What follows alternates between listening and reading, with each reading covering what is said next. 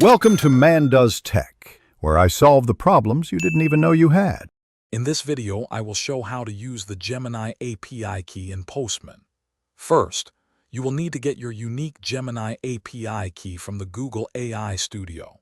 Once you have that, open Postman and create a brand new HTTP request. Make sure to set the request method to POST, as we will be sending data to the API. Finally, input the correct API endpoint URL for the Gemini model you wish to interact with. This initial setup is crucial for a successful connection. Next, we configure the request details.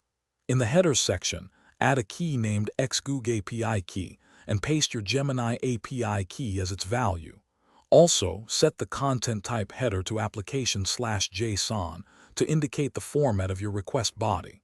Then, move to the Body tab and select Raw with JSON type.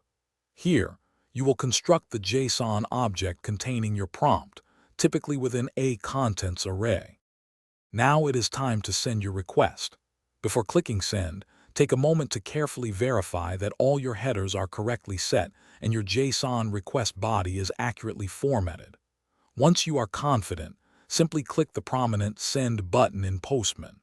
The application will then execute your API call. You will see the response appear in the lower pane, where you should look for a successful status code, usually 200 OK. Finally, let us understand the Gemini API's response. The response will be a JSON object containing the model's generated text. Look for the candidates array, which holds the different possible outputs. Within each candidate, you will find a content field, and inside that, a parts array.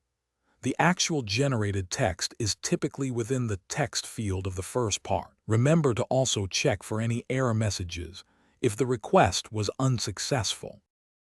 Thanks for watching. If you found this helpful, don't forget to like and subscribe.